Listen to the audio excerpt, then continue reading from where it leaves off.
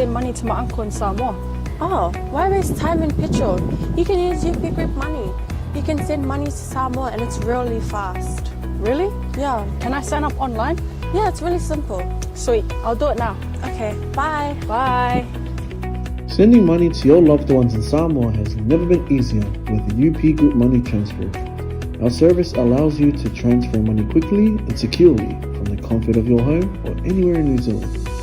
Your family and friends can conveniently pick up the money from over 40 villages across the Polo and 𝚟𝚑𝚍. No matter where they are, we've got you covered. Our user-friendly online platform makes sending money a breeze. Just visit www.upgroupmoney.com. Sign up and start sending money in minutes. We're here to help.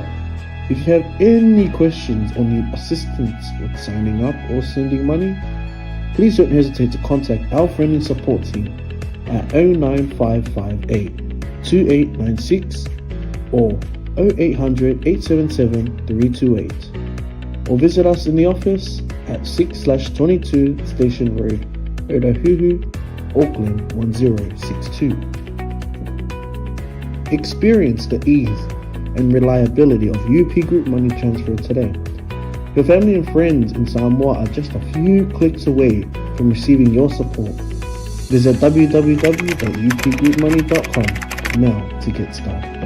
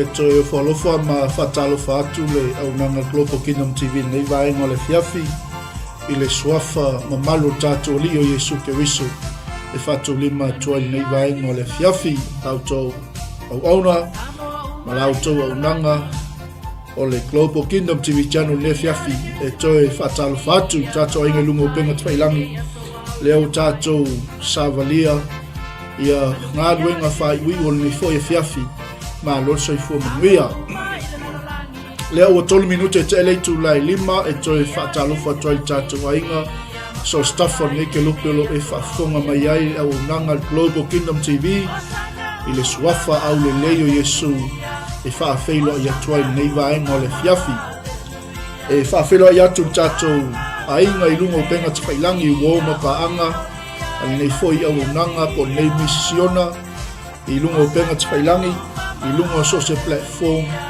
o whealava se vaenga o e maua mai ai tātou nanga e toi whatalo whatu i atu nei vaenga o le fiafi whatalo whatu i le fiafi le uso au auna le sunga i tatai o tātou mafutanga malosi a le soa tau mo ke wiso le sunga le lifa ia unga le sunga ia ulale ngafu i tau ulale mawhatua ia sunema e o lo mafuta mai lau mua Wellington e nei vaenga o le fiafi malole so i fua muia whaftai atu fo i le au auna le atua mo tātou malu o le tai au wha le nganga pe on tātou iai i le tai au ana leila e mo le atu fo i le wha malo ma le whaftai tele e le au auna le atua o whaifoi on tātou mafuta nei vaenga o le fiafi leu pale ma le tātou nanga le sunga ia le atinu o malo fongfulu mafuta mai vailua faleata alofa tele atu mo lau sunga le taina whatalofa atu fo i nei vaenga o le fiafi le sunga i le au auna le atua sunga le whaifau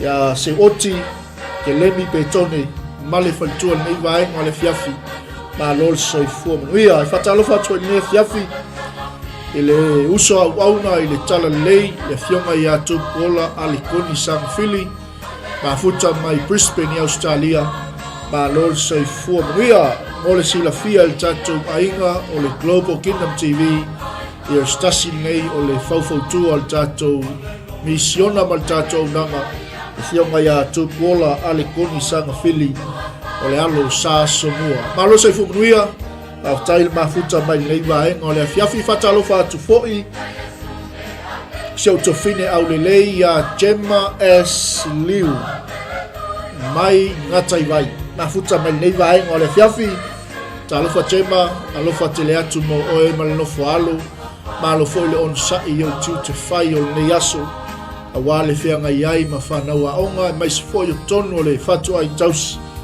vi ia ma vi ia o le atua le nei vaenga o le fiafi. E le mwhai ona whangaloina tātou sponsors o i lātou nei ua langolangoina le nei au onanga man nei foi misiona a le Global Kingdom TV na ia i tuninga o lalangi le tala le lei o le malo le atua le alofa o le atua e whatalofa atuai le tātou tautua ma le aunanga le UP Group Money Transfer o whaima major sponsors o nei fo'i tautua ma le unanga Global Kingdom TV whaftai tele i lau tau au unanga e maise o tautua tunu a wā tātou tupe whamoli mo Samoa e whatalofa atu fo'i nei vaenga o le fiafi i le au auna le tua le taitai al tātou Ministries of Reconciliation for Everyone stasi nei o tātou sponsor al tātou misiona au auna le tua i asu sala mai Brisbane i Australia whaftai tele le lango whaftai atu hoi le Prince of Peace le kalisia le li o le file mu sunga le whawhengainga i ati lau leima le whatua i availoa mo le lango ina o tātou au nanga whape hoi le au nanga malosi al tātou Serve with Love Catering all the way from Mandewa ia malo whaftai hoi le lango whaftai hoi le alolofa i le atua molona finangalo e le whangaloina fo'i tautua ma le aunanga al tātou Suburb Kitchen tautua ma le aunanga al tamaitai au ao ia una wautoa whaftai tele le langolango whaftai fo'i le anga le lei whaftai fo'i le alolofa i le atua molona finangalo ana lese noa la au tau pito la au e lem fai fo'i ona au le tala le lei o lo saili whaalumanga ai au auna le atua au wale lufi ina o le afionga le atua i so se maota ma so se lawa. E le whangaloina fo'i le au nanga malosi al tātou alia tuas. Sunga le whawhengainga ia Timothy Williams, ia o ia leo lo whengai mal tātou malanga mo Israelu, ia whapefoi o lo fuafua se whainga malanga mo Israelu, o lo awa noa al tātou au nanga le alia tuas. Sunga le whawhengainga ia Timothy Williams, a wale tautoina na o tātou tangata Samoa. Maise, tino ke miso, ka e fia malanga mo le nupa ia. Aftai atu fo i tautua mala unanga al tātou Manai Broadcasting Network, sunga le lia o ia 𝗗𝗜𝗏𝗏𝗡 ma le au unanga al Manai Broadcasting Network, all the way from North Shore, or the west side, o lo whengai fo i ma la i tua ngā luenga, ia wā fo i le tala ino ngalo le tua i lunga o penga tawhailangi, a o lo tu ina mai fo i le fisoasoni, ma le langolango le tātou unanga, ia wale sponsor ina o tātou au nanga whaftai tele ape foi se mato i kale sia pele le loto ma le nganga le lofa tunoi manu rewa la o tau lango i la o tau te talo whai ai o na au le tala le lei i so o se tulu ingo le lo langi ele mwhai on whangaluina nei waenga o le fiafi le mai mofa funga mai o le au whaingaluina tofi a le tua i so o se mautama so o se lawa i so o se fata whai taulanga o lo whapenao tapu o ia whaiwa o tama whanau o Samoa, tama whanau o Ainga.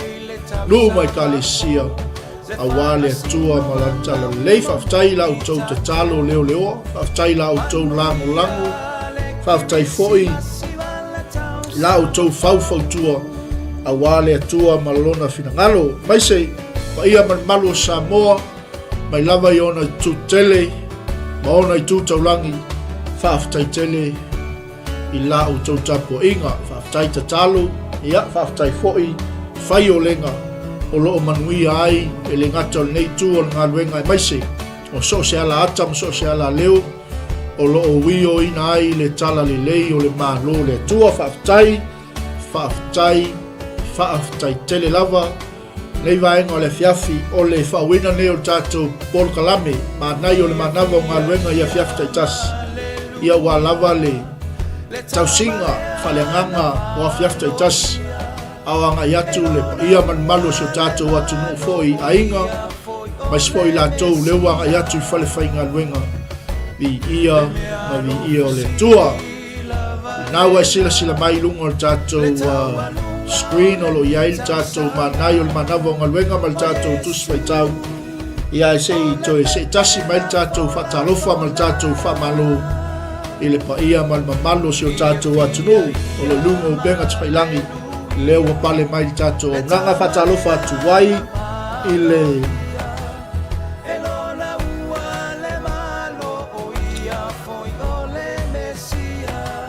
le uso ia tamatasi losi ma futa mai polu Samoa ma lo whaftai le uso au ma futa mai foli nei vaenga o le fiafi malo atu foi ngā lulue, malo foi le tau atai, malo foi le lava pale i 𝚘𝚘𝚒𝚑𝚝 nei aso sa whengai mautou, whaamanuia tele le tua i le whengai ai 𝚘𝚘𝚒𝚑𝚝.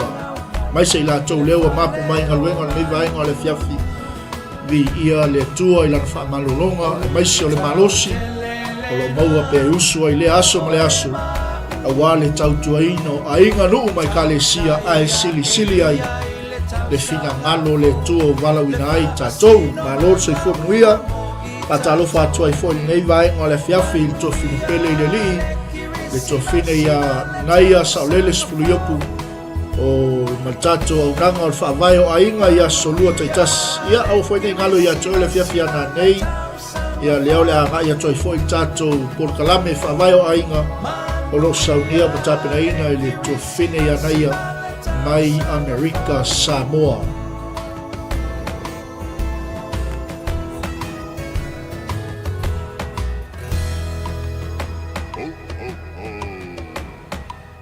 Foi se tasiwa le maua atu le vaai, tātou tautua mala unanga Global Kingdom TV nei vaenga o le fiafi, ia ele o pongi sa le langi, i le silafanga le atua e nate sila mai i lo taimi whaavanoina, ia mai se foi o lau whaasoa mai le upo le tua, tātou te tu whai, e o mai, au tu, maualunga se viinga o le tua mea nai sili ona taua. Lea lau tātou iai nei vaenga o le fiafi o fola folanga, o whaamanuianga, male whaalinga, mai lo tātou atua, au nei ngalo ia te oe le ua tātou wanga atu i le whaiunga o le tausanga, le whau tātou iai lona aso, lona sfulu, ia toi lua sfulu matasi la aso le toi o nei tausanga lua fe lua sfulu malwha. Ai o se taimi fo i e toi tāpena, e toi tāoso, ma toi sauniuni, a wāl tātou wosu whainga, o tātou whaulaunga i tausang fau o lo foto ai mai, i a lofa sesi le eso tātou tua, e tātou te wawa ai atu ai le li, le aso na fina ngalo mo i tātou, e mai se, tātou te saili whaalumanga i ata ia, o ia tātou te mau ai mea lelei. Nao le atua tātou te mau ai mea lelei. Nao le atua lava na te au maia le ola. Nao le atua lava na te au maia whaamanuianga. Nao le atua na te au maia mea fou. Nao le atua na te au maia whaalinga ia te oe malu ainga. O nao le atua a fola fola e le atua se mea ia te oe e whaataunu wina lava e le atua pe o upo al whai salamu. E le tu ma vainga le tua I ana fola folanga. Be yele li. God will never violate his word. A fola fola la le tua se mea. E whaatau nuina lava le tua. O le ale umi, o le ale pupu, o le ale taime fina ngalo le tua e whaatau nuku I ana fola folanga ia te oi malu ainga. O le tala fia fia mo oi sa moa le neiva ainga o le fia fia. E whaatau nuina lava e le atua, pe a fola fola e le atua, ana whaamanuianga, ai maise, o whaalinga, o mea lilo, o lona finangalo. Mo I tātou, ia le li.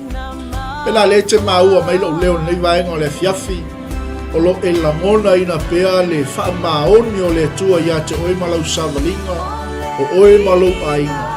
E mele ave ai sau whaaftai le atua, se atu tātou po kalame, au mai sau ko meni whaamāloi au auna le atua, au wao tātou waa e whautele, o tātou ngā luenga e whai whaatasi, o tātou moli mau atu le, o le lei sili ese o tātou li o Jesu Keriso. O ia o lo tū whaapulu wanga I le tū tau o tama, a o le anganga pa ia lea na ia whalafola ina mai, lea o lo tū whaapulu wanga mo oi maa mai tātou uma. I lunga o nei whongai le ele o lo tātou iai. O lo I totonu I a te oi. O lo I totonu I a te tātou. Le anganga pa ia leo le tua. O lo whaima tai. O lo whaima fau tua. Ao tātou iai le whingalo le li. Nei la fiafi o se a fiafi e toi tāpena ma toi tāoso I tātou. Wa tātou sila I le sau o tangata ioane, o ia o le teu wala, o ia na te tāpena le whaolatanga le tua mō tangata uma, e whapena uma fo I tātou nei vaenga o le fiafi, le ngatala a tātou wawa ain tā uku le sfumal wha, o le whaasauni uninga I Jesu Keriso o le au so, o le aua apostolo, awa o le a ia toia fio le lang, ia ai mafuta lona le au soo na o ilatou ia male whaasauni uninga o le au soo au wala le anganga pa ia le ana fola ina mai e Jesu Keriso o le a ia fio le lang ai na te au mai le fesoa soani ia te ilatou le ala e o mai lava le taimil nei o lea lava e ngai oi lava le folfolanga lea le atua o lea ua fesoa soani ia te oe mai tātou uma e o mai lava le fiafi e ia le atua ai sila la ele foi upu mua tātou tuspai tau nei vaenga o le fiafi o le tau mawhai o Jesu Keriso e whaafi le muina le loto mawhatia I male atu vale o le au soo a wao leo le atu e fio Jesu le langi a lea la ua sau Jesu e tau mawhai e whaafi le mu loto mawhatia o le au soo I le whaatua tua ma le wha moi e toi a fio mai Yesu Keriso ia le li tatou sila foi lai le isi vaenga o le tusi le tatou te faitau i le fiafi nei o loo au mai ai fo'i ni whaamautinoanga mo le au so'u au latou no nofo ai tino ma whaauau pea le ngā luenga Yesu Keriso o le vaenga mua pe atoia fio Yesu i le langi o le whaamautinoanga mua lava o le toia fio mai o Yesu e whaauau pea langa ngā luenga lona lua o le whaamautinoanga lona lua pe a fio Yesu i le langi lea na ia fola ai o na so'u e ngate au wina mai le fesoasoani mo i latou pe ia le li male lona tolu pe a fio Yesu i le langi o le a ia whaailoa atu o ia lava i ona so'u pe o la Yesu o te le tu ua o tou o te le tu ua lava o tou sila lai sa moa i le tatou tusi le tatou te iai nei vaenga o le fiafi o le ua a matau na wha file mua Yesu loto mawhati o le uso loto atu vale o le uso loto masalo o le uso mele o Yesu i le uso aua le atu vale o tau loto ia o tau whaatua i le atua ia whaatua mai fo'i ia tea amene o se polo inga matango fie wa leua tatala mai le mta upa sifuma whai tusinga le tamalo ioni fe mai ua whaamawhana whana atu Yesu i ona so lea lau o tau whai Yesu e whaafile mu loto mawhati o leu so mai la ia o le polo inga ese ma le matango fie o le polo inga i whaafile mu ai loto mawhati o leu so ia o tau aua le atu vale o tau loto ia o tau whaatua i le atua ia whaatua mai fo'i ia tea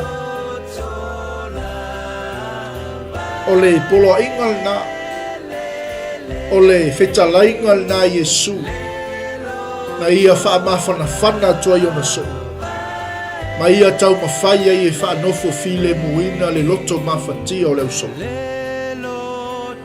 pei on tato iai nei vaenga o le fiafi o folanga o whaamanu ianga ma le whaalinga i ia le li me leo tala Yesu i ona soa o tau mwhai Yesu e whanofo file mu loto mawhati o leu soo aua tau te popoli aua le atu vale o tau loto i o tau whaatua i le atua ia whaatua mai fo'i ia te au se aua sau noa i whapei Yesu i ona so me leo Yesu e tele me no nofo ai o tau i le maota o lota maa a wape ana lea po ua o whai atu ia te o tau o te alu e saungi se me no nofo ai o tau vi ia leli me leo Yesu pa sila lava i whai upu na e lua nga i whai upu e wha a fai foi o te alu e saungi se mea e no nofo ai o tau o te toi sau o te talia foi o tau ia whaatasi mao ina ia iai o tau i le mea o te iaia me leo Yesu o tau i loa le mea o te alu iai o tau i loa foi le ala amene Manai te lele whanofo file muina Yesu Keriso le loto mawhatia ma le loto atu vale o leo so. Lea lau au mai e Yesu le mafuanga mase toe feilo inga li ia le li. Lea au mai ai le folanga mo leo so. Mai leo Yesu tele mea e no nofo ai o tau le maota o lota ma ana le ai o fai atu ia te outou o te alu e sa uni se mea no fai outou. Pe ia leli. Ai o le folafolanga la le manino i le fai upu ia sa tatou fai tauina. Me leo Yesu. A fai fo'i o te alu ma sa uni se mea no fai outou. O le folafolanga mua. Fai me leo Yesu. O te toe sau. Via leli. Via le atua. Lea laua. Wa mua atu leo so. Sa wha mawhana ina Yesu o lato loto mawhatia. Lea wa mua atu leo apostolo. A o lea lava o loo iai lava le folafolanga Yesu. E o mai lava le taimili nei. O te toe sau. Mai leo Yesu, o te talia foi o tou, ia whaatasi mau, ina ia iai o tou i le mea o te iaia. Amen. What a promise. What a promise. Matautia, se folafolanga ina matautia. Lea o mai lava i le taimini nei, o lea lava ua whaima, tangata whātuatua o le pele ia te ia, le alo le tua soifua, le lava e whaatalitali nei folafolanga. Mai Yesu, o te toi sau, o te talia foi o tou i whaatasi mau, ina ia iai o tou i le mea o te iaia. Li ia le tua. Asila la iai le, whai upuna e wha, o lo au mai ai se, o se toe feilo inga i le lumana i le maota o lona tama. O le folfolanga na e toe feilo ai ai Yesu monso. Pei on fe me Yesu au ale atu wale o tau loto. Aleluia. Au wau o tau iloa le mea o te alu iai. O tau iloa foi. Le ala, mi ia leli. Le ala le tala noa Yesu ke wiso iona so. Ia sila mai lunga o tātou screen. O lo ia ile mau masani wa lau vivilu ai le au ke wisiano ma lau whātua. Nai fei mai leo Yesu. Ua outou i loa le mea o te anu ai au so. Ua outou i loa fo i le ala. O le mea le nei. O le folafolanga le nei ma outou. O te toi sau. O te talia fo i outou. Ia whaatasi mau. Ina ia iai o tou i le mea o te iaia. E lua la mea leua whamanato Yesu i leo so. A wau o tou i loa le mea o te alu iai. Lea lang fe me Yesu. Pe ana le aise me nofo i o tou i maota o lokta maa. Se manu o te alu e saungi se me nofo i o tou. I ia le li. Me leo Yesu. A outou i loa le mea o te alu iai. Outou i loa fo i le ala. Le ala la lefe me Yesu i ona so. A tau fia o mai le melo te alu iai. Ui mai a tea. Di ia le li.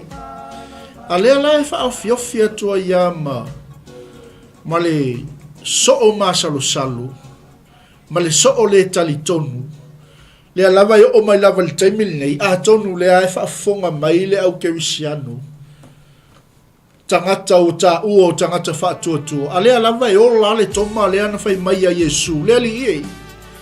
Mātou te lei loa le mea e te maliu atu iai. Mātou te mawhaia whapewheo na i loa le ala. Ia le atua. Aleluia. A whai o la le toma lea. O lona winga. Ia le ali. Leanga o le folafolanga. Leanga o le fina ngalo le tua. E iai a so se toma i so se mea. E mai lai o le toma ia Yesu. Leli i. Mātou te lei loa le mea e te maliu atu iai. Mātou te mawhaia whapewheo na i loa le ala. Au mai loa Yesu. Lana whetalainga. Ma whaamanino atu ai le au so. E leo Yesu. O au nei le ala. male upumoni, male ola. E le alu atu lava se tasi le tamā. Pe a le ui mai yatea. Yesu Keriso. Lea o le atoi whanau mai. Lea o le atatou toi whaamanatuina i nei foi tausanga. Pi ia leli. Aleluia. Matautia le statement. Le whetalainga Yesu leo whail tangata o toma. Langa lea ai o la le toma lea. Ai le wheatu Yesu leo so. Wo tau I loa le mea o te alu iai. Wo tau I loa fo I le ala. Aua tau te atu vale o tau loto. O te toe sau, o te talia fo I o tau. Ia whaatasi fo I o tau. Mau ina ia iai o tau le mea o te iaia. Ai whaawhiofia tua le toma le nei. Le tali toma, ma salo salo. Leli ie, mātou te le iloa le mea I te maliu atu iai. Mātou te mawhaia whapewheo na iloa le ala. Ma iloa leo Yesu. O au nei le ala, ma le upumoni, ma le ola. E le alu atu lava se tasil tama. Pe a lewi mai yatea. E le I whaia la se profeta upu ia. E le I whaia se apostolu. E le I whaia e seisi tangata upu ia. O Yesu lava le ana whetalai upu ia I lona au soo. O se toi whamanatu fo I lea mo I tātou malava. Le au whaitau tuspaia, le au whalongolongo, le au so, le au moli mau ma le au tālai. Ma Yesu, o au nei, le ala, ma le upumoni, ma le ola, e le alu atu lava se tasi, I le tamā, pe a lewi mai atea. Pi ia leli, pi ia le atu. Melo Yesu, ana I loa e o toua, po ua I loa fo e o tou o lo tamā. Amen. E wa mata ona si I whetalainga Yesu. Ona o lea lava iai ale toma ma salu salu. O lea lava iai ale toma le talitonga. O lea lava iai ale toma se ilonga o ni vavenga fatoa talitonga. Pi ia leli. A mele Yesu, ana I loa e o tou au, po ua I loa fo e o tou o lo tamā. Pi ia le atua, ai a mata atu nei, ona I loa e o tou te va ai fo I a te ia. Lea langa whai e I loa ia Yesu I le, tangata leo Filipo. Ai la o Yesu ia Filipo. Ua loa lava. Ona o iai ate o tau. Ai te le I loa ea. Me leo Yesu. O le ua wa ai mai ate au. Ua wa ai o ia il tamā. I ia leli. Ua a mataona si I whetalainga Yesu. Le ua uman fesili tomu. A lea wheu fesili ma tangata o Filipo. Fe me leo Filipo. Leli I. Ia e wha ai loa ma il tamā ia te I matou. O na ngata ai leo mātou mana. E mai Yesu, Filipoi, oka o kai, ua loa lava na o iai ate o tou. Ai te le I loa ea. Me leo Yesu, Filipo, o le ua wa ai mai ate au, ua wa ai o ia I le tamā. Pe se a foi, e te whai mai ai e whai loa mai tamā ia te I mātou. Amen. I ia le tua. Me leo Yesu, Filipo, e te le talitonu ea. O au o lo I totonu o le tamā. O le tamā fo'i o lo I totonu ia tea. I ia le tua. O upu o te tautala tua ia te outou. O te le tautala fua na o au. A o le tamā o lo nofo I totonu ia te au. O ia lava na te whaia ia ngā luenga. Me leo Yesu, I au tau talitonu mai a te au. O au o I totonu o le tamā. O le tamā fo'i o I totonu ia te au. I ia le atua. Me leo Yesu, a leo lea, le au so. Amene. ia o tau tali tonu mai a te au, ona o ia ngaluenga. Vi ia le ali, vi ia le atua, e le alua tulava se tasi tamape a le ui atu ia Yesu Keriso. O ia o le ala, o ia o le upu moni. Vi ia le atua, hallelujah. Tau ona iloa e tātou le tamā, tau foi ona iloa ina e tātou o le alo o Yesu Keriso. Hallelujah. Ia le li. Pana ia le sisi inga ilungo fetala inga Yesu. Me leo Yesu leo so. Toma, Filipo, mautou uma. E moni o te whai atu ia te outou. O le tali tonu mai a te au. E whaia lava e ia o ngā luenga o te whaia. E whai fo e ia me e sili ia mea. Au wau te alu i lok tamā. O mea o mawhoi tau te ole atu ai lo ingoa. O te whaia lava. E na ia vi ia le tamā. Ona o le atali. Amen. Vi ia le atua. O le iloa ina le lei o le tamā. Ma le iloa ina le lei o le alo. Awa o le afionga le atua. Ma le whetalainga Yesu Keriso. O au ma le tamā. E tasi lava i maua. Peo o upo Yesu ia Filipo. Amene. O au o lo i totonu o le tamā fo'i o lo i totonu ia te au. Ai ale o lea, ia o tau tali tonu, ona o ia ngaluenga. Ia le li, ia le tua, le alaua apo ai atu Yesu i le au soo. Te whai atu ia te outou, o le tali tonu mai a te au, e whaia lava e ia o ngaluenga o te whaia. Aleluia, ia le tua. Le alau tato iai le, whai upuna e tolu, Sfulmal tolu. Lea sa o tufa toa ia te ole nei vaenga o le fiafi. E tolu ia wha mautinoanga mo le au soo mafatia. Lea ua fesoasoani mai a Yesu Keriso.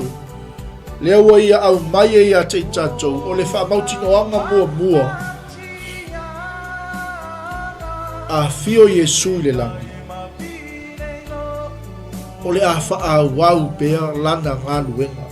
Me ngā luenga Yesu Keriso. Ua wala au wina ai le au so. I ia le li a toia fio Yesu le langi. O le wha mautinoanga lona lua. E nate au wina mai le fisosoani. Lona tolu.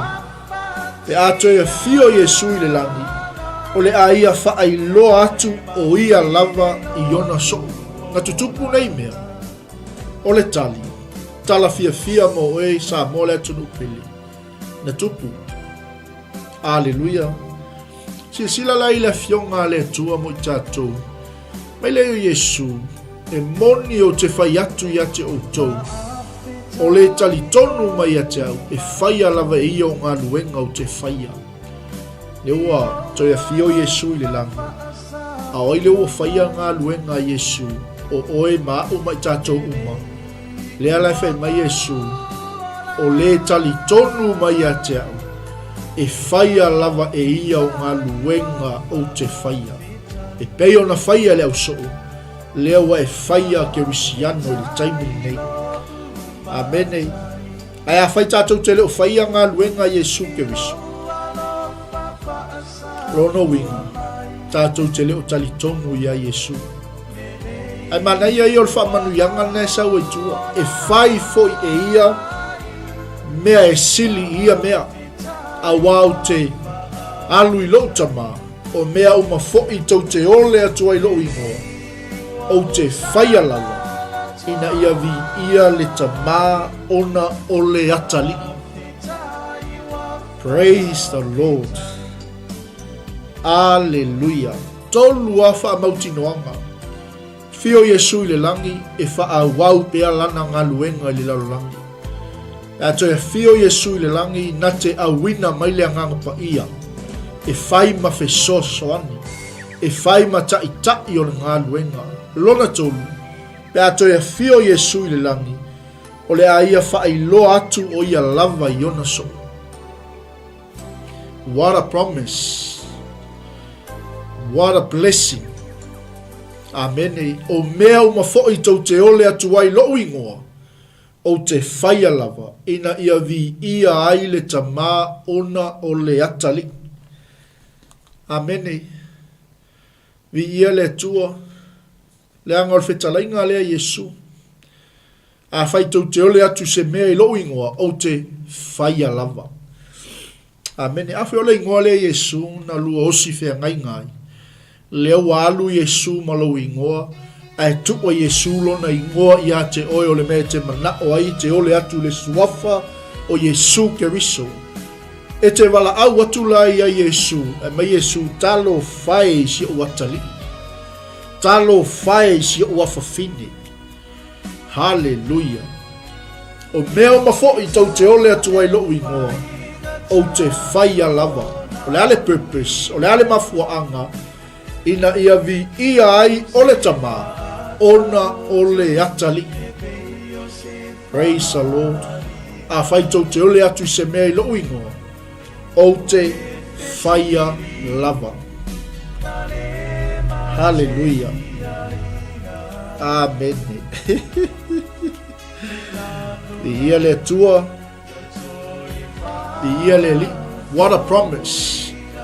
What a blessings. Hallelujah. What a revelation. Se folanga i nama tautia. Se whaamanuianga i nama tautia. Se whaalinga i na winga ese. Lea lale i tūwhai mele o Yesu i o nau so. A whai tau te alofa mai a te au. I au tau tausi mai au polo a inga.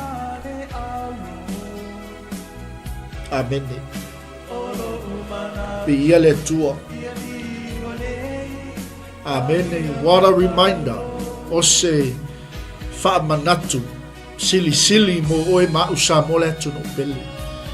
Le anga mawhai ona tātou woi lotu. E mawhai ona tātou woi tapo inga. Hallelujah. Ai le mawhai ona tātou tausi ana polo inga. Hallelujah. Mai leo Yesu, a whai la tau te alofa mai ata. I au tau tausi mai au polo ai. O te whai atu fo i tamā, o na whawai mai le e ia ia te au tau. Le tasi whesoasoan. Ina ia tu mau pēr o ia te au tau e whaavavau. What a promise. Hallelujah. Amen. O le anganga lea, whe mai Yesu Keriso. E tupu mai ai le upu mona. E le mawhai ai le larolangi. Ona talia o ia. Amen. Ai se ame le mawhai ai le larolangi ona talia o ia. A wā ua le vaai o ia. Ua le iloa foi o ia. Me le Yesu Keriso. A o tau. Le au pa ia ma le au filifilia. Ua o tau i loa o ia. A wae tu mau pea ia yate outou. E iai foi o ia i to tonu yate outou. Amen. Praise the Lord. Tangata la leo au mai Yesu Keriso. Ele mawhai e laulangi on talia o ia. Leanga o lea nganga. Ele aiso na tingo. Amen. A wawa le vaaya o ia, ua le iloa foi o ia. Mai leo ia Yesu, a o tau. Lea sa tātou mafuta li tino. Lea sa au tau whaalongolongo mai a te au maua o onga. Hallelujah. Ua o tau iloa o ia. A wae tu mau pea ia ia te o tau. E iai foi o ia i to tonu ia te o tau. Hallelujah. Praise the Lord.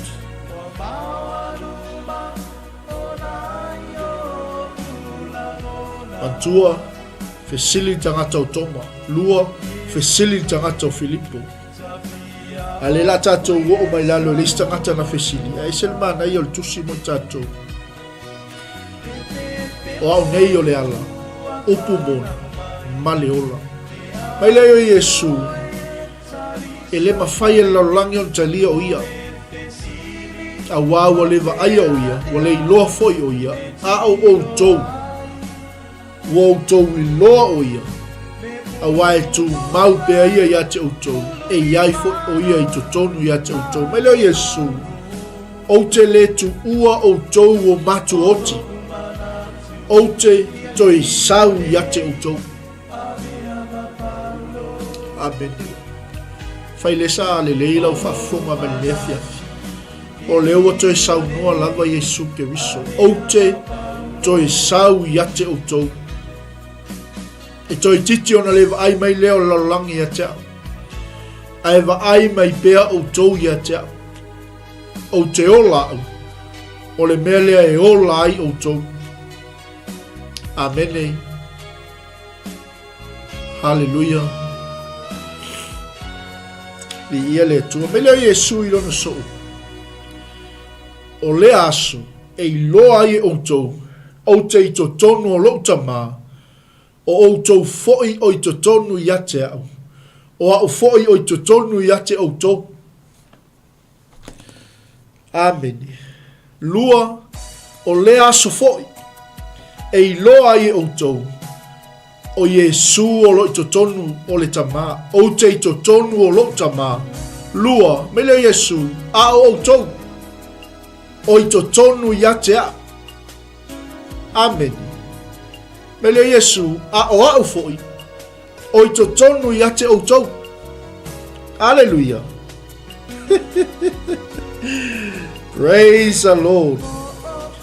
Mua mai Yesu. O te I to tonu o lo tama. A outou o I to tonu ia te au. O au foi o I to tonu ia te outou. O lewa ia te ia upolo inga matausi iai. O ia lea lofa mai ia te au. Amen. Praise the Lord. Mantua le sa tātou whaasoa o lowi loa ina o le tama. O lowi loa ina o le atalii. Leanga leanga whai mai Yesu. Au tau whaia haunga luenga. Mo tau tausi au polo inga. O le mele vi ia I tama ona o le atalii. Mai leo Yesu. O le aso foi. E loa e outou. O te I to tonu o lo tama. O outou foi o I to tonu ia te au. O au foi o I to tonu ia te outou. O lewa ia te ia au polo inga matausi ia. O ia lea e alofa mai ia te au. Peilan tātou whaasoa le fiafi nei. E mawhai ona walu le lotu. E mawhai ona outou anga I le lotu. Ai a o le tausi polo inga Yesu ke wiso. O ia lea e lea lofa. Amen. Hallelujah. Mai Yesu, o lewa ia te ia polo inga matausi ai. O ia lea e alofa mai ia te au. Ele Yesu, o lea alofa mai fo ia te au. E alofa inga o ia e lo tama. Kei loa e tausi polo inga Yesu. Ma e alofa ia Yesu. Amen. E alofa inga oi. Ele tama. Ma le Yesu lua o te alofa fo ia te ia. Ma o whaali atu ia te ia. Amen. Hallelujah. Amen o le Yesu. Le ala o toa Yesu. Me tangata leo yuta. Na fe bentus pa ia ele o le 𝚟𝚒𝚍. Me lo tangata leo o yuta ia Yesu. Le li i. Pese ale. Le whaali mai. Le a pese ale whaali mai yo oia te imatou. Ai le o le lolangi. Mai Yesu, a whaia lofa mai se tasi te au, e tausia e ia lau upu. E a lofa fo I lau tama ia te ia. E o mai fo I ma ua ia te ia. Ma tau te a, ma tau te no nofo mai ia. Fa umale o upo Yesu tangato yuta, mai leo Yesu yuta, a o le lea lofa mai ia te au. E le tausia e ia upu. O le upu fo I tau te whaalongolongo iai, e le sa'u upu lea. me va ai ma tau tio le fionga le tu a o le upu o le tama ua ia au wina mai a Hallelujah. Amen. Fai on fata auto se fisili mo tatou o tatou wanga e tue tatou taulanga fiafi. Fa matau e tausi. Fa matau tatou tausi. Le fionga le tua, le upu le tua. Le anga tatou tausi le upu le tua. Mai leo Yesu. O ia lea. E alofa mai atia. Amen. Pe ona tali o tangata o Yesu ia yuta. A fai alofa mai se tasi atia. E tausia e ia la upu. E alofa foi o ia I lokta maa. Amen. E o mai foi maa ua. O aile mina li tala Yesu. O maa ua ma lokta maa. E o mai foi maa ua. Yate ia maa tau tenu nofo mai ia. Ni ia le tu, e vai le mata ngofi. A o lele a lofa ia tau, e le tausia e ia a upu. O le upu foi tau te whaalongo longo mai ai, e le sa ulea. A o le upu al tama, o le wa a wina mai a. Amene, ni ia le tua. Mata ngofi e la le, fai wina o le. O le tatou tusi nei vaenga o le fiafi, fai ua to le tatou pulkalami. Meleo Yesu, o mea umalawa, wo fai ato ia te outou, Toma, Filipo, Iuta, Anterea. I ele li, manu o tatou no nofo, me wa aile tautia, hallelujah. A o tatou maua le taimi. A o le fesosoan, o le anganga pa ia lea, e a wina mai ele tamai loo I ngoa. O ia lava na tea, a o ia te outou I mea umalawa. E wha manatu mai fo'i, o ia ia te outou I mea uma o whai atua ia te outou. Amene. O te tui na atu ia te outou le manuia. O loo manuia, o te avatua ia te outou. O te le avatu ia te outou wha a pei, o na avatu le laulang. Aua le atu atu vale, o outou loto. Aua fo'i tau te matatau. O tau whaalongo mai. O whai atu ia te outou. O te alu.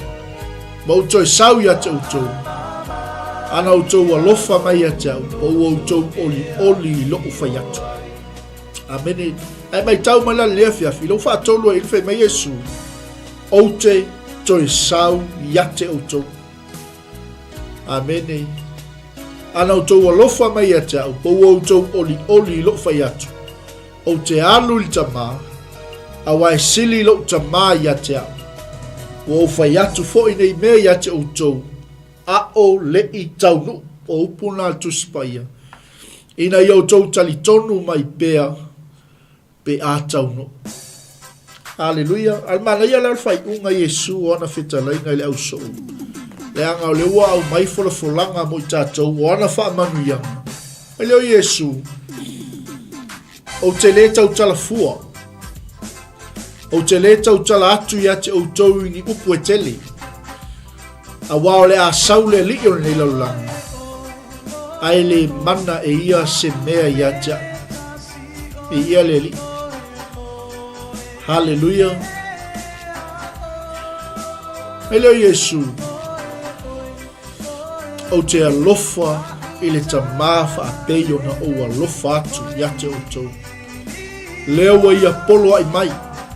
Ia te au. E whaapea fo'i ona o whaia. Ina ia manuia outou. I ele li. Ele mana ia o whai unga o upo Yesu ke wisu. O te le tau tala atu ia te outou ni upo e tele. A wale a saule li o nila o langa. Ai le mana ia se mea ia te I ele li. Peita. Ona ia I loa ele laulangi.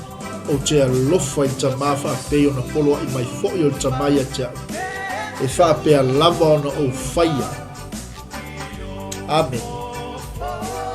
I ia le tua. O fola folanga le tua o whaamanuyanga. Ma le whaalia mai.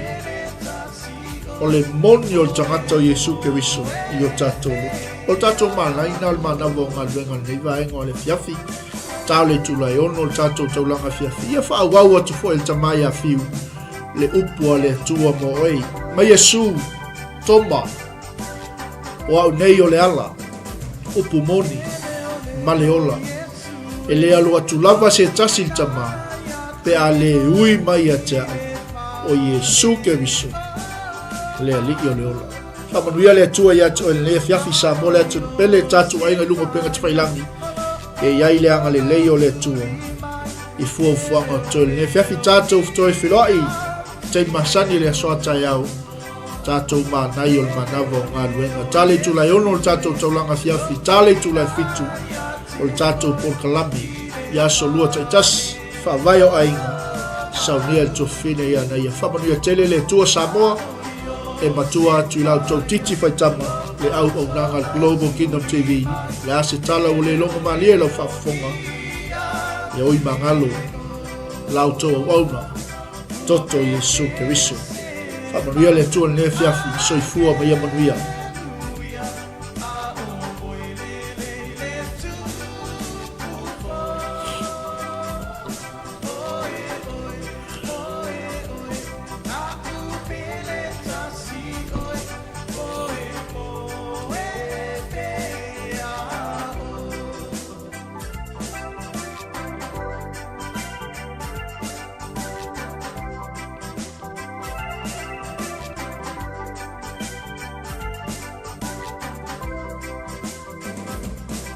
was so